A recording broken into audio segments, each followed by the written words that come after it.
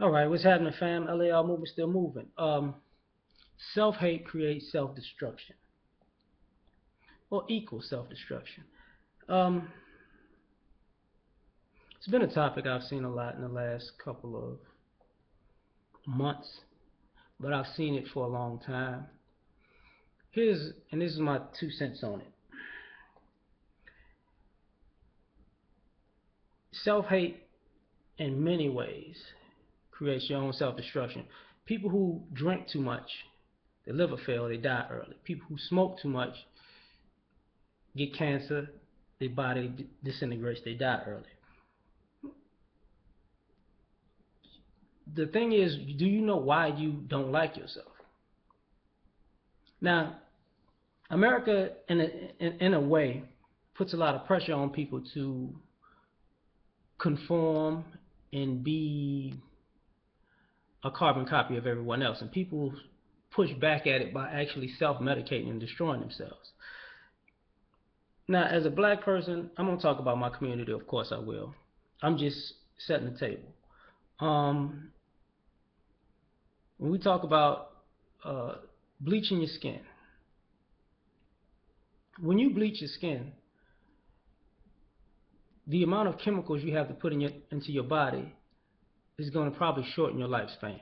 So, and in bleaching your skin doesn't do anything for you liking your features. You see, if you're dark, it just makes you light. If you light and you still don't like yourself, you just light. So that's a problem. Like I don't. Some people make themselves. Some people are self-haters of their own skin color, and bleach themselves to be a tragic mulatto who hates their skin color, which is a lose-lose situation. The hair thing. The thing about the hair thing is, people want straight hair. Well, if you have afro hair, if you have woolly hair, you can perm your hair to make it straight. If you have curly hair, just wet your hair, comb it out, it'll be curly. You know, the same with that's woolly hair basically. Uh, you can dread your hair, you can braid your hair, you can cut your hair low and brush it and wave it. You can change the color to your hair. You can actually be like Dennis Rodman and actually cut your hair and color it in different sections because and make it into something if you want to be super off the wall, I would say, and or artistic, if some would say. You can't do that with straight hair. You can't, do. You couldn't make all those designs. You would have to color your whole hair one color. What I'm saying is the versatility of having your own hair. You take away that versatility to make it one thing. When it's straight, it's great, but it only can be straight. That's it. You get what I'm saying? It's a one-trick pony. So you give away. If you're giving away 10 for one, you're losing 9. And that one is not that important. It's the 80-20 rule of hair. How about that? Um, when it comes to speaking, I know we talk about it. I've talked about that before. A person talks white. Well, here's the thing. We aren't saying that because you use good grammar and you're talking white. No. What we're saying is if you're from New York and you have a New York accent, but when you get around people who are non-black, you don't have a New York accent anymore. You trying to talk white. So you're trying to conceal your God-given voice to accommodate somebody else, which means you don't like what you are at that point, which is part of the self-destruction. If you don't like you, nobody else will. No matter what you do to accommodate and make. And here's the irony of this: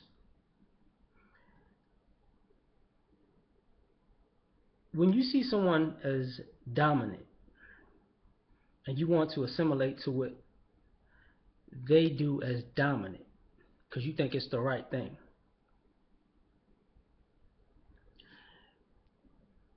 if you can assimilate to their way of living and they can't assimilate to yours, then they're not dominant because they're not versatile. You have to be able to be dominant. You have to have a certain versatility to you. So a lot of times when you self-hate, you make yourself one-dimensional in a three-dimensional world. Because okay, these people have money, so if I'm good on land, air, and sea, and I'm using a military reference, and this is the greatest army on the planet because they dominate the land. So you know what I'm gonna do? I'm just gonna dominate the land. I'm not even gonna worry about the air. I'm not even gonna worry about the sea. If I can do what they do, then I will be just like them. Well, if you wanted to win the war, you could be just like them on the land, just like you on the air, just like you on the sea, and you can use your land game to lure them to the sea and the air and completely decimate them. But you don't think like that. You too busy trying to fit into the point that you destroy yourself because they know their lane or what they're well versed in. You give up everything you're well versed in to mimic what you think they're well versed in. Now, the other thing I think is probably the most important is child rearing and education. You should know that you should never fully trust a person who oppresses you to teach you anything relevant. And I know some people say, I remember I had a friend of mine who talked to me about school, and I was like, "You went to a black college?" I was like, "Yeah." Yeah, I'm learning nothing black schools. It's like, well, here's the thing. Those black schools got the same books as the white schools. So I know how to read. If I know how to read, that's all I need to know. It's nothing they're going to teach me at a white Ivy League school or a white state college that a black state college couldn't teach me because they all use the same fucking books. So, but if you believe that they're better than you, then that's on you. Where has it gotten you? Now, if I wind up ahead of you in life, obviously that education didn't do too much for you. That's all I'm saying.